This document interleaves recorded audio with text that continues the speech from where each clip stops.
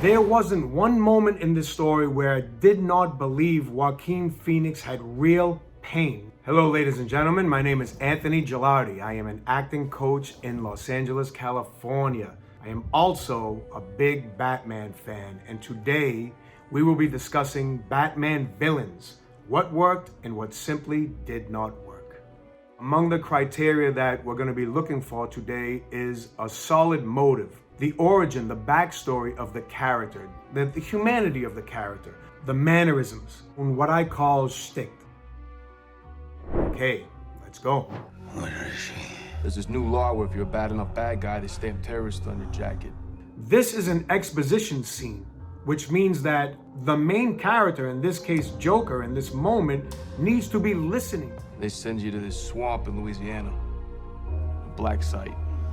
I feel that Leto got so caught up with being the Joker, he forgot the simple techniques of what is my objective? What do I need? That is the humanity of every character in every scene. And right here, I just saw a performance that is rudderless. And it could have been solved by simply listening instead of external behavior in this moment. I could tell you meant that. He just didn't make any clear decisions. Am I going to be crazy in a menacing way? Am I going to be crazy in a playful way? It just seems like he's altering his voice too much and trying different things.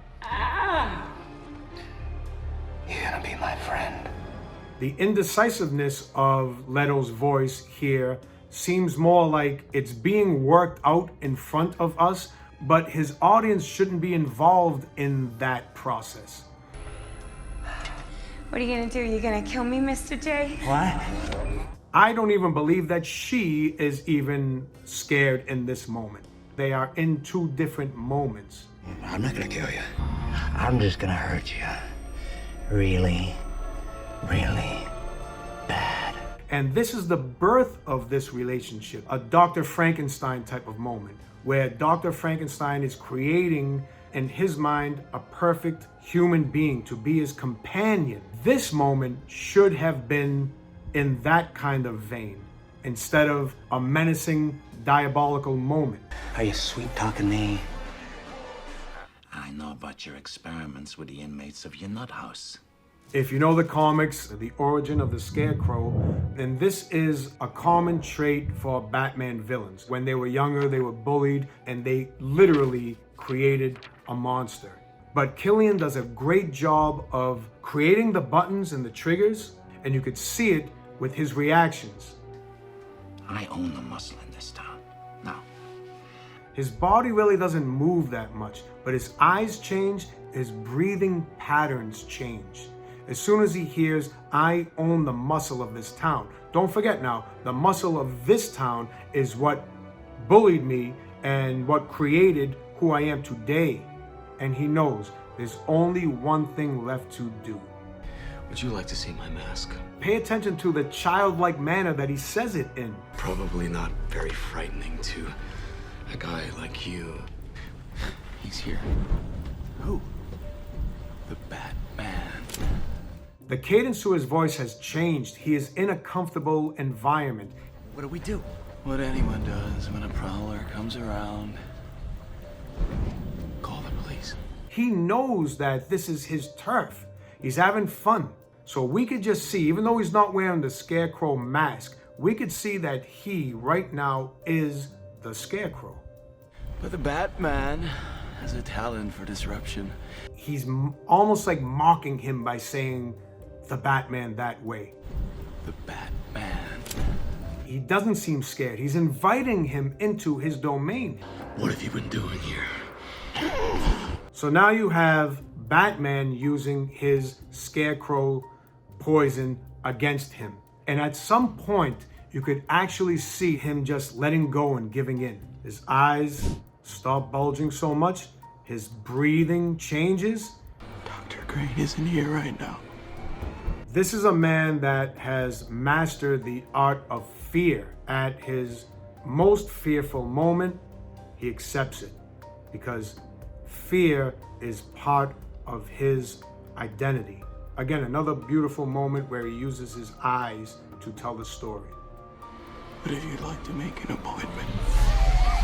This is Batman, Catwoman. Oh. Speak of the angel.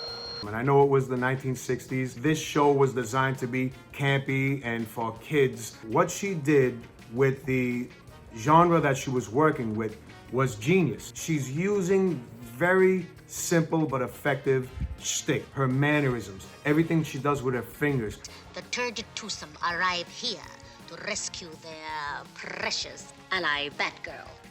When she's explaining to her henchmen her evil plot, which she's very passionate about. Her embodiment of Catwoman is coming out in her speech. Batman has been invited by Queen Bess for a private audience at 3 o'clock. The way she's using her S's and her P's and her R's. Queen Bess, private audience, perfectly foolproof.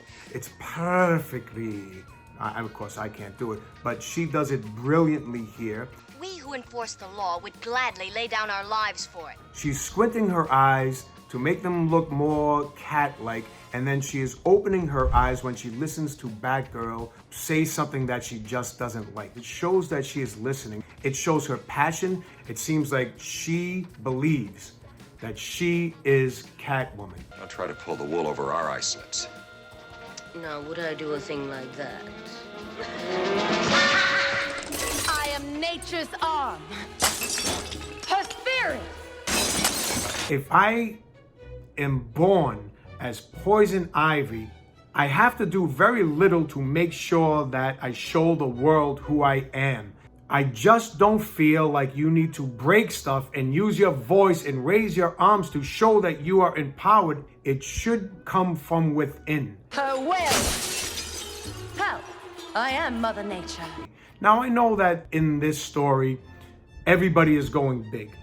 And they kind of wanted it to be like a campy version of Batman, much like the TV series. Now, if you're going to make a choice that I'm going to destroy this place, you're either going to go big or you're not going to go big. You can't half-heartedly break things. Your audience is going to question, why are you breaking things? If you have a purpose and you execute, then we won't even ask that question. Sorry, my vines have a crush on you. Catchphrase. It's forced in. Now, that's not the actor's fault that those are the lines in the script. Gotta go. So many people to kill, so little time. But you either believe what you're saying or you don't believe. I feel with Uma Thurman's skills and talent, she could have made even a cheesy line sound real and cool. You're about to become compost. Yeah. I understand that the action sequences are not the actor's fault, but the behavior of being in battle is on the actor. I don't see any kind of confidence, danger, pain. I just don't believe that these two characters are in battle. Curses! You can call me Joker. The reveal is very important. Jack understands that his character has to go big here. And while he's taking off his hat, he has his eyebrows raised, his eyes widening, very much like Eartha Kitt did in Catwoman. But this one's a little bit more maniacal. And as you can see, I'm a lot happier. In this moment, he's letting his facial expressions do the acting for him. Jack is a genius at that. He's known for that. It's perfect casting. When you have defeated somebody that has been keeping you down, you celebrate, and Jack celebrates here. But the thing that I love about what he's bringing here is the liberating madness. And that's something that was never in the TV shows. This is something that, believe it or not, adds humanity to the character. We all wish that we could just go mad and say and do whatever we want. This Joker sets the bar for anybody that wants to play Joker from this point on. You ever dance with the devil in the pale moonlight? What? Every time I put this on, somebody dies. And? She's using her character shtick, a lot of the mannerisms that we saw with Jack Nicholson, a lot of the mannerisms that we saw with Eartha Kitt, but she's using them as a tool just like they did. Something tells me a whole lot of people are about to die. The way she's like chewing and snapping her gum, the way she says the word die, as if it's like a good thing in her world. Everybody else around her, the word die is a good thing in their world too. It is established that Harley Quinn has allies, and you could tell that she's going to have fun working with her allies. The character needs to be unique, so her entrances and her exits need to be specific. Now, she kicks these monsters' butts, and she does it in a very, very cool way, handles her business. Her exit has to be just as powerful. Hey guys. Come on, let's go. And that's it. The anti-catchphrase, it really caters towards the genre. It's called a mislead. By her being casual about it, it's a power move. This moment defines her as a powerful character, even more than when she destroyed her enemies. Love your perfume. What is that? The stench of death? Tragic irony or poetic justice. If you are a purist like I am with the comics, the Penguin character is a very internal, emotional character. And Danny plays Penguin too much of a monster. This is all just a bad dream. You're at home in bed. He is using the attention to detail that we saw a lot of the other villains use, emphasizing certain words. And in this case, he's emphasizing like the P sounds and the B sounds. What you put in your toilet, I place on my mantle. Ah, you big baby. But he's doing it in a way that his objective is not human. He's saying it so he could spit out the green slobber and make him look more menacing and more like a monster. I think this image says it all. At least give them a noble death and a respectful death. As Penguin is dying and he's approaching our hero, I never for 1 second felt like Batman was in real danger. I'll murder you momentarily. They wanted this gothic death, but because it just looks ridiculous in so many ways, it turned more comical. And Danny runs with it. I think that he could have maintained a lot more humanity. My babies!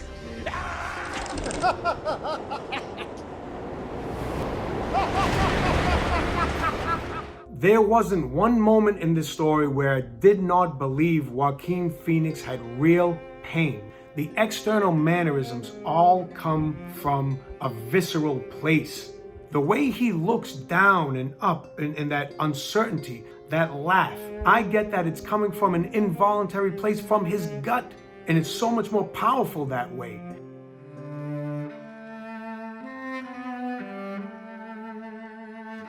I take my hat off to Todd Phillips, the director. Phillips understood that if I just let Joaquin do his thing, he could improvise a beautiful moment by using his body. You see, he comes in. It's almost like a caterpillar coming into a cocoon. His posture is bad. His muscles are tense. Starts to metamorphosize. His gait slows down. His posture gets a little bit better. He lets go. He's able to look at himself in the mirror for the first time and see his true self. And you could just see that he just marvels at the results, and he could take up as much space as he wants. Yes, you could call it madness, but you could see that it is liberating him. And I'll tell you this, not everyone is awful. You're awful. Me? He does have a gun on him, but you get the sense that he's not quite sure yet how this moment is going to turn out. So he's listening and his eyes are telling the story about how he's processing what he's hearing. I'm awful? Oh yeah, how am I awful? Play my video. And at this point, the voice is very childlike. He's whispering. Now, a huge piece of the puzzle with this Joker is not knowing who his father is. And you could tell that he has latched on to Murray as a male figure, even though he only saw him on TV. In his eyes, you could see the disappointment that could only be described as a son being disappointed in his father. It was so clear where his day-to-day pain lied. He's got us like hook, line, and sinker from the very beginning. Isn't it beautiful? Are you yesterday's news, Bruce? Yes. Bruce, old man. We need to see the evolution of Edward Nygma here. Before Edward Nygma becomes Riddler, I could see that kind of behavior when he's around Bruce Wayne. But in this moment, we need to see the change. He's still behaving the way he used to behave. He's still insecure and doesn't have the confidence that he has gained through his transformation. The press were just wondering what it feels like to be outsold, outclassed, outcoiffed. Now, I like what he's motivated by. I see a man that is motivated by envy and pride. He's trying to emulate Bruce Wayne. But if you're trying to emulate somebody, then emulate them and prove to them how far you have come. So your face needs to be a lot more still. Now, I know that Jim Carrey is a very animated actor to begin with. That's why I think we're seeing too much Jim Carrey. And just by relaxing his face, it would have added the humanity to the moment and told the story better.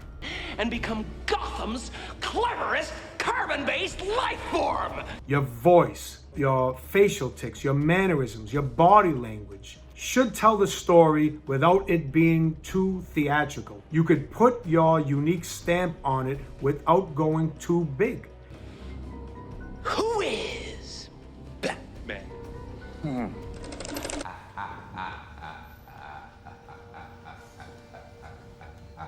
The attention to detail, even down to the laugh, is not one note. He starts to laugh and then he starts to grunt.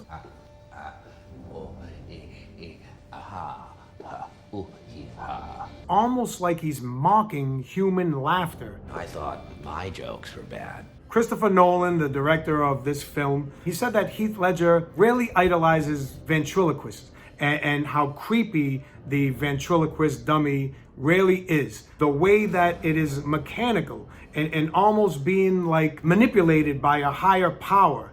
And you could see that he incorporated a lot of those mannerisms into the character, just by the way he walks, just by the noises and the sounds that come out of his mouth. We are tonight's entertainment. The way he moves around his eyes, the way he moves his mouth and his jaw. You remind me of my father.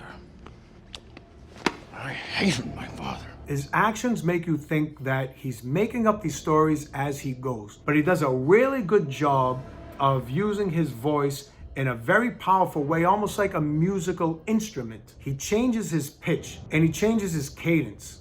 It has an unpredictable effect. Well, hello, beautiful. And you are beautiful.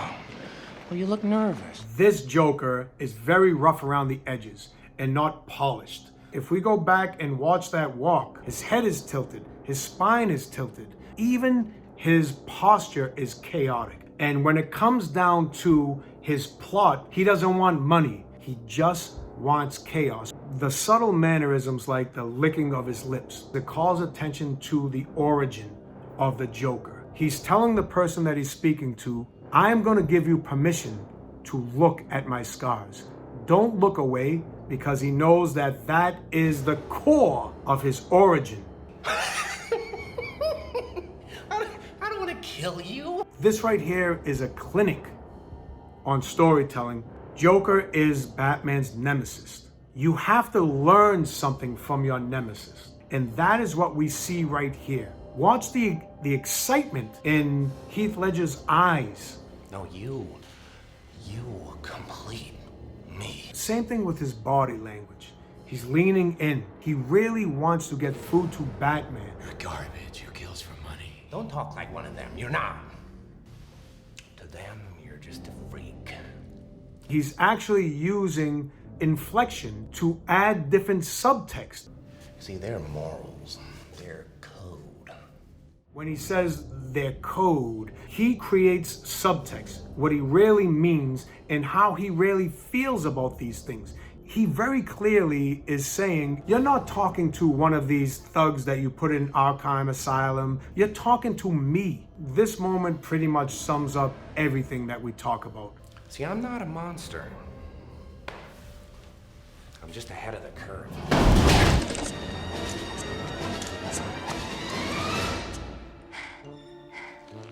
Meow.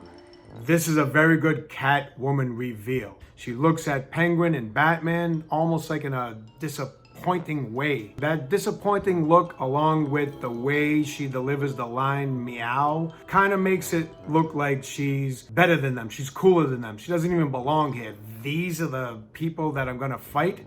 And she really tells that story in one word. Meow. Now, I understand that she's getting shot. I think that she should have stood up, used her voice, got her power back. I don't like the waddle towards him. The laugh just could have been done in a more powerful way. We see too much pleading and begging in her eyes. Don't forget, Catwoman is going to persevere through this, resilient like a cat. And I don't see that in this moment. In her voice, in her eyes, in her tone, and in her posture. We saw too much Selina Kyle and not enough Catwoman. A lot of the blame has to go to the storyteller themselves. In this case, Tim Burton. I feel that it would be more powerful for her to rise up in this moment than to make it look like she's collapsing within.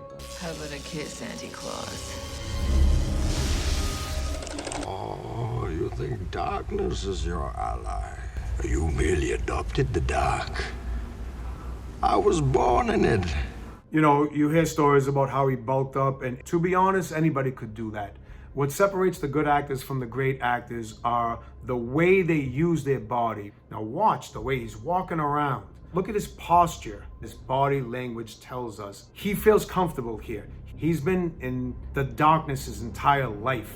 He even turns his back a few times on Batman. It's a very cool way to deliver exposition and show the origin of his character. I didn't see the light until I was already a man. By then it was nothing to me but blinding. And that eruption right there. It's a brilliant move by Tom Hardy. I'm in charge. Do you feel in charge? He didn't come over to him and put his hand on his shoulder in a very menacing way, squeezing his shoulder. He's just, and actually a very, very delicate, almost nurturing manner. And his hand looks like it's almost gonna caress his face. And you could put yourself in the other guy's shoes. It's like, what is happening? Is he gonna kill me? Is he gonna kiss me? It just sucks you in. Gotham! Take control. If you really listen closely to Bane's voice, there's a lot of moments where it looks like he's out of breath and he's catching his breath. Now we come here not as conquerors, but at the first sign of interference from the outside world. Now Tom Hardy incorporated that into his character because he wanted to show his pain. It shows a lot of humanity, and it shows his origin. And he does it without explaining it. He does it through the subtleties of his actions. That's a lovely, lovely voice. There are so many Batman villains. We can't get to all of them, but I want to give some shout outs. I want to give a special honorable mention shout out to Burgess Meredith. As the Penguin in the TV show, Mark Hamill plays the voice of Joker in the animated series. Liam Neeson for Ra's al Ghul, I think he did a great job. I also want to give a very dishonorable mention to Uma Thurman's henchman, Bane. Arnold Schwarzenegger's Mr. Freeze. Tommy Lee Jones' Two-Face did not work. Allie's gonna have her work cut out for her editing this because there's a lot of stuff